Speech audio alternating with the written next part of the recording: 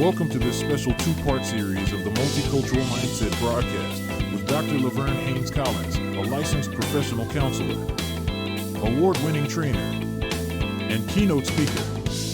Dr. Collins is the author of 2 books, Overlooked, Counselor Insights for the Unspoken Issues in Black American Life, and The Fruit of Your Pain, Experiencing Spiritual Renewal Through Seasons of Struggle. Dr. Collins has also been a featured monthly columnist in the American Counseling Association's Counseling Today magazine with her Honoring Diversity column. This episode of the Multicultural Mindset is a celebratory 1-year anniversary edition of the broadcast with a special co-host, Michael Harris, talking to Dr. Collins about her newly released book, The Fruit of Your Pain. Now, here are Michael Harris and Dr. Collins. You know, there are things that you'll find in this book now, and going back and looking at it again as I'm doing, there are specific chapters now that I'm jumping right to, and to me, it's that kind of book. Our books, a lot of these kind of books, they follow a pattern, and if you don't read them in that pattern, you almost miss the message that's being given later. It's interesting that this isn't that someone can walk by and just pick up this book without understanding the context of why you wrote it, and just within that chapter be given information which is catalytic to their healing or their breakthrough just by what they're reading in that chapter. And so you go over this thing in the book that I love, one of my favorite, all of it's my favorite portion, people. I'm telling you so. I don't want to sound like a preacher. That's my favorite scripture, but because that can get cliched. But one of the another poignant messages that and illustrations that you give, which again I think is catalytic to, healing, breakthrough, self-awareness. Again, it just nails your mental self upside the head with this hammer, is the trauma tree. The trauma tree and how it engages us in helping us with our pain. And you give a great illustration in the book. In the book, people, is this beautiful tree in this illustration. And I like the illustration because without that, I saw it in my mind as I was reading. I saw the picture, but in my mind, I was kind of looking at my own type of tree. And you speak of this trauma tree in the top. And then you talked about that in the conversation, and the bottom of it, and the roots of it, and the branches of it, and the shaft or the trunk of it. Talk to us just a little bit about what that trauma tree is and how it is impactful to us, how it's catalytic to our healing and the understanding of our pain. Yeah. And this is where theology and counseling psychology really, really come together. Because the scriptures talk about being a tree, our lives being as a tree planted by the rivers of water that would Which bring can't forth be moved. good fruit, which can't be moved, Which exactly. can't be And moved. brings forth good fruit Yeah. due season, right? The tree represents a human life. But because, again, we live in a world that is influenced by moral evil and natural disease and decay and destruction and human limitation, our lives are influenced, unfortunately, by many traumatic events. We have losses, we have deaths, we have assaults and rapes, we have separations, and we have divorces, and we have violence, we have all kinds of sin. But in Black and Brown communities, we also have racial trauma. We have discrimination, we have medical racism, we have a heavy impact of COVID even. I mean, everyone was affected by COVID, but Black and Brown communities, all of those things are under the surface. We don't see those things. We don't see the disenfranchised grief of racism or the ambiguous losses when other people don't even see that you have a loss, but you know that you've lost something in a situation because you were judged based on your race. So all of those things represent the roots because they're underground. But what's, the problem with, not the problem, but the truth about roots is that the roots feed the rest of the Yeah. tree. So if you recognize the trunk as your core bodily systems that undergo stress, your endocrine system, your immune system, your nervous system, psychological stress, your body is under stress because of all of the trauma that the world soaks into our soil, so to speak, the soil of our hearts. The branches represent the fact that whenever you have challenges with your endocrine system and immune system and nervous system, it shows up as a diagnosis, and a diagnosis shows up as the leaves and the fruit at the top of the tree with certain problems and emotions and symptoms and behaviors that manifest that we all see. What do you focus on when you look at a tree? You focus on the leaves, you focus on the fruit. You don't focus on the trunk. You're not, you're focusing on what you see at the top. I believe, and this is the point of that trauma tree, that healing has to address the roots. You can't just clip off the dead leaves, the bad fruit, the trees, the stuff off the top of the tree. You've got to get to the root. Because when you get to the root where you can remember, heal, Mm. not just survive, where you can heal, that's where you find true transformation. When you can heal from all of these traumatic events and misfortunes and social, cultural, racial, political things that worry us and traumatize us. When you can heal at the root, then your body becomes stronger. All of your core functions become stronger. You have fewer diagnoses Yes, and less problematic absolutely. behaviors and symptoms and features at the top. Absolutely. And then you can actually be as if you're transplanted to Wow. those rivers of water. The old song reminds me of I shall not be moved like a Yes, tree planted by the planted water. by the waters. Yes, Listen, yes. I have a few more questions, and these questions really speak to those who might be listening to this interview, and then those who are potential clients through this work. You know, because to me, this work is not just your spiritual offering, but it's your clinical offering. To the world. From all that I know about you, and I've told you this, I said, well, I agree with. I don't know. I didn't know her personally, but your friend who's with the Lord now. That this can't be it, because because this offering is almost a summation of everything you are in terms of your purpose and what your offering is to this world. And there's so much in it. I think I told you that each chapter, in my estimation, could be its own book and Mhm, its own teaching and its own. So mhm, guys listening, stay tuned. This might be something here with me and Dr. Collins.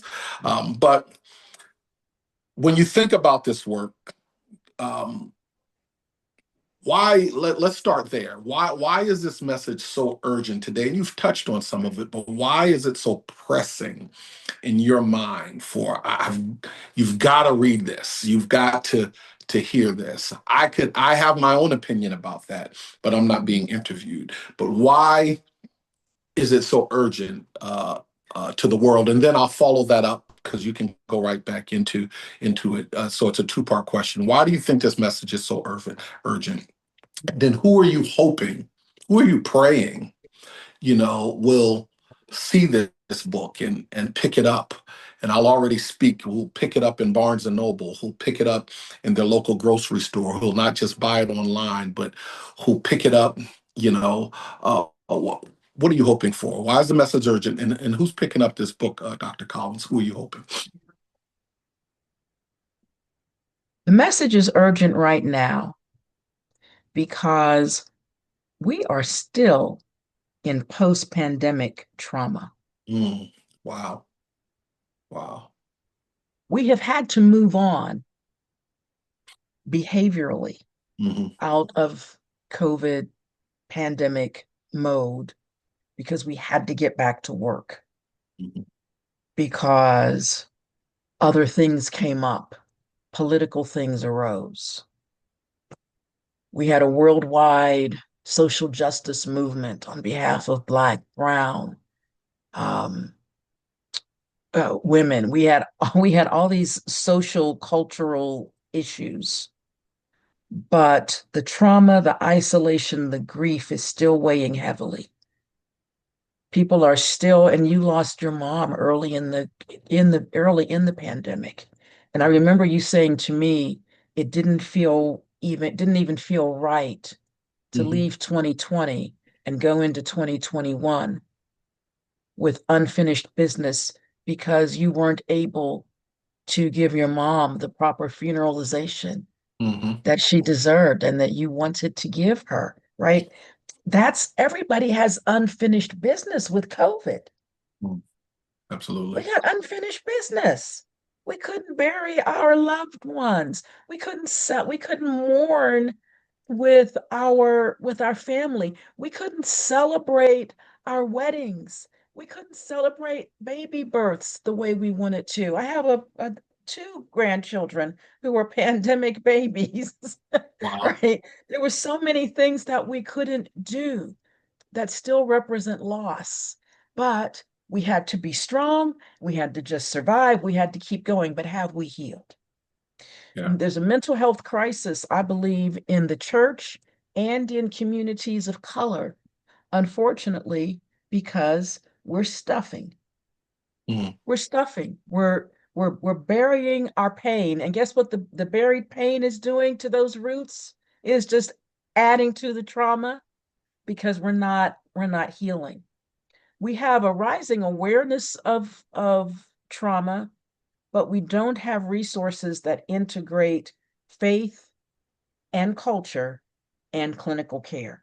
Mm. And that's what I want this work to do. People are asking hard questions.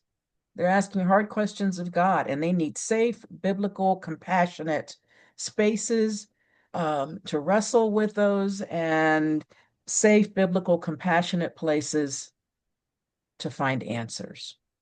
That's what it means to me to do the work that I do. My work as a counselor and as a trainer of counselors focuses on the issues of race, faith, culture, and trauma. Wow. And boy, with a focus on that, you better believe I see I see the depths of pain in a lot of people that is overlooked. You know, the book I wrote just before this one a couple years ago, overlooked, um, counselors' insights for the unspoken issues in Black American life. There's so much that we're overlooking. Now, this book, neither of these books is written specifically for Black and Brown people. These are books, or they're not race specific, but they're race inclusive. Hmm.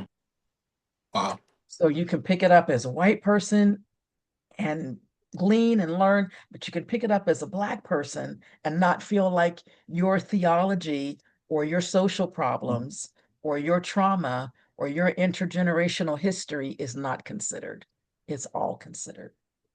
Wow. And that's a powerful point, Yeah. because the diversity of the message, which leads me into one of my final questions. The diversity of the message is what's important. What if we just picked up books not based upon how the authors look, and we just picked up books to read? Because even culturally, when we were taught in our schools, at least we weren't aware whether the authors were black or white necessarily. Sometimes we were. But usually you knew they were Yeah, white yeah, unless they were highlighted, lifted up as a absolutely, Black author. Yeah, absolutely.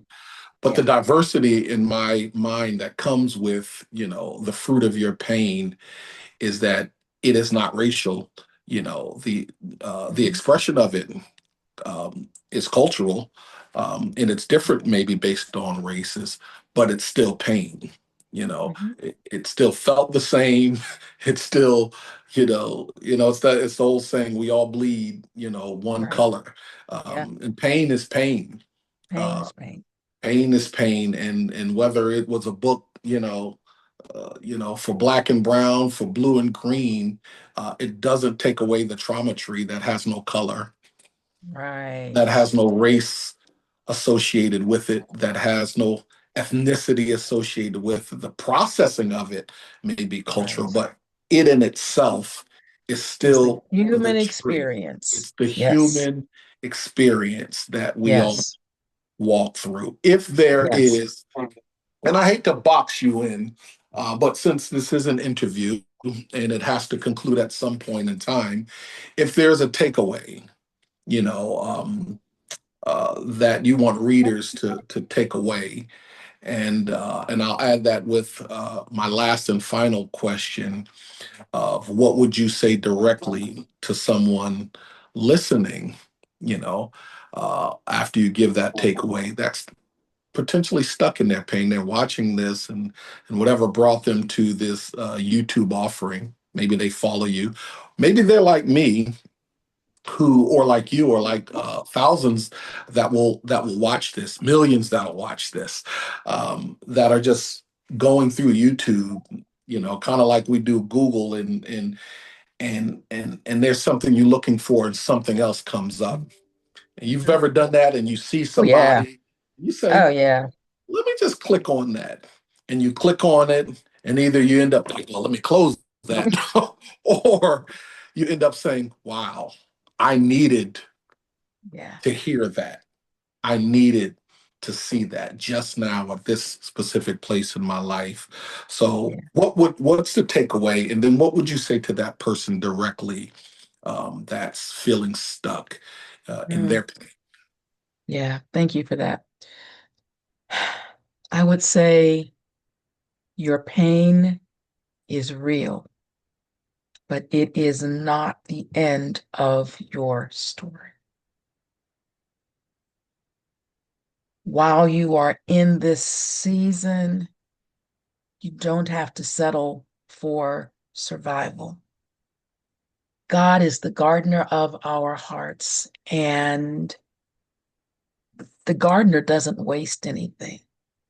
So even out of your most, your driest, most, what feels like your most unfruitful, unproductive, unfertilized, unmineralized soil, pain? even the parched, the the the most parched places of a broken, dry heart can still bring forth amazing fruit. That the fruit of your pain can be sweet. The fruit of your pain can be the fruit of a heavenly gardener, Mm, where there where you could have hatred as the fruit of your pain, it can be replaced with love. Where worry and fear and anxiety could be the fruit of your pain, this gardener can turn that into peace. Where there can be selfishness, ooh, as the fruit of your pain, mm, yeah.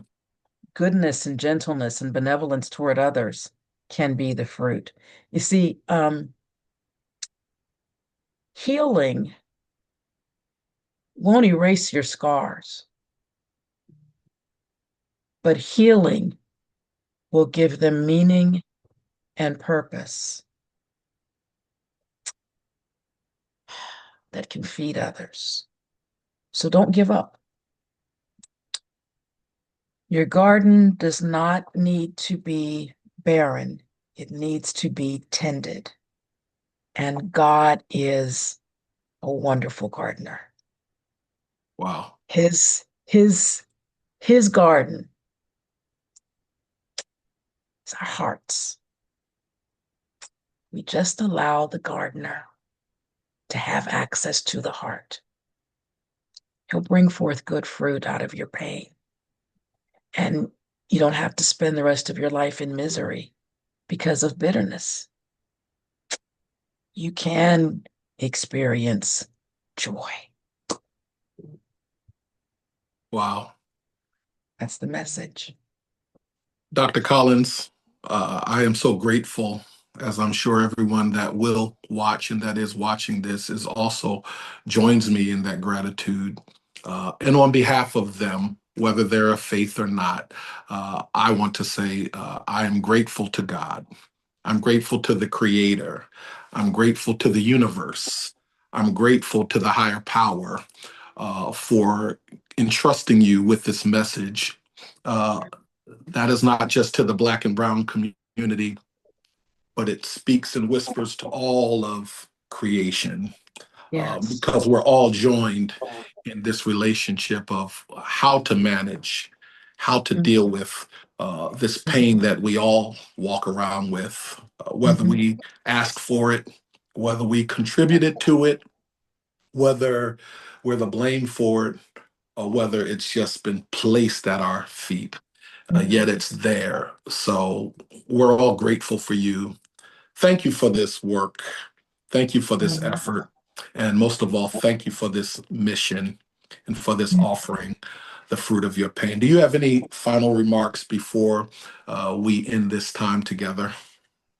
Ah, I would just say, as you've already said, thank you to everyone who is watching, listening, tuning in, whether it be sooner or later, doesn't matter. If you're listening, I'm going to believe that at the time you're listening, that's the time when you need to be encouraged by this.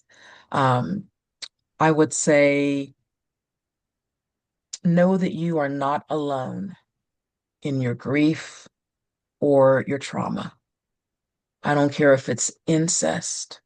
I don't care if it's rape. I don't care if it's a secret, if it's an addiction, if it's infidelity. I don't care if it's something, as you said, Mike, I don't care if it's something that you brought on yourself or something that was thrust upon you because of the moral evil of someone else. You are not alone in that grief. You are not alone in that pain. You are not alone in your trauma.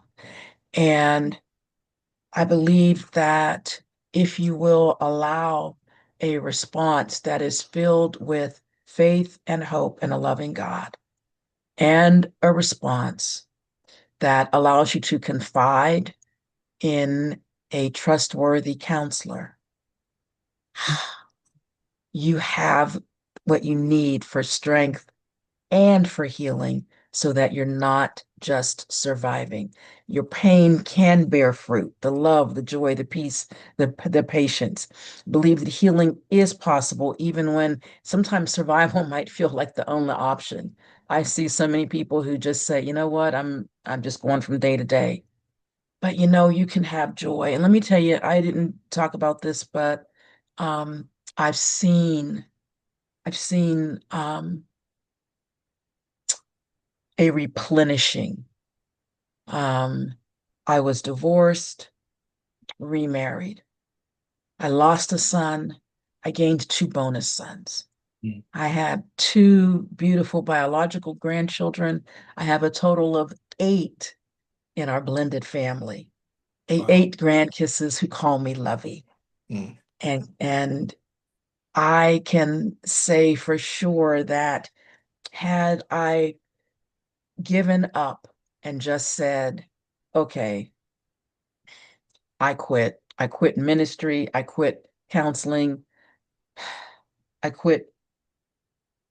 I give up on family life. I give up on instructing. I just give up on all of it because between edition one and edition two, can't tell you how many times Mhm. that thought came. Give up. Just give up. Just quit. But as I've seen God renew hope in my heart, that's where hope begins. That's where hope lies, in the heart. Seeing, experiencing God's restoration of hope Mhm. allows me to enjoy what has been renewed and restored in my life. Hope. Hope is a major component of healing. Hope not for things, but hope in God, that God will get me through the healing process. And he will. Amen. Thank you. Thank you so much, Mike, for agreeing to do this, to be the interviewer. You did a fabulous job. I thank you. I thank, again, everyone who is listening or watching. Thank you for engaging. Please, whatever you can do with the platform that you are viewing this on, if you can like it, you can love it, you can subscribe to it, you can set a reminder, you can comment, whatever you can do, you can share it, you can pass it on to someone else who needs to hear these important messages. So thank you. If you are a counselor, you're a provider, you're a pastor, you're a social worker, you're a therapist of any kind, pass this along. And also, get this book. There will be a link at the end of or a QR code or something at the end of this broadcast, and the credits at the end, that will tell you how to secure the book. Pass it along. And you know what? We can even do workshops and seminars and such for women's ministries and men's ministries and churches and organizations, and even some workplace learning, lunch and learns and such, on how to manage trauma, pain, grief, how to process it, and how to be better rather than bitter. So much we can offer. So it's not just about the book, but it's about the other services that can come along with the book, and those that want to read it as a group or as a book club or anything like that. So thank you. Let's just keep doing what we do. If we're helpers, if you're in ministry, like Pastor Mike, or whatever you do, let's just keep doing it with humility, with cultural intelligence, and a multicultural mindset. And thank you for watching. Mike, thanks again for joining in Thank this you. work. So long for now, everybody.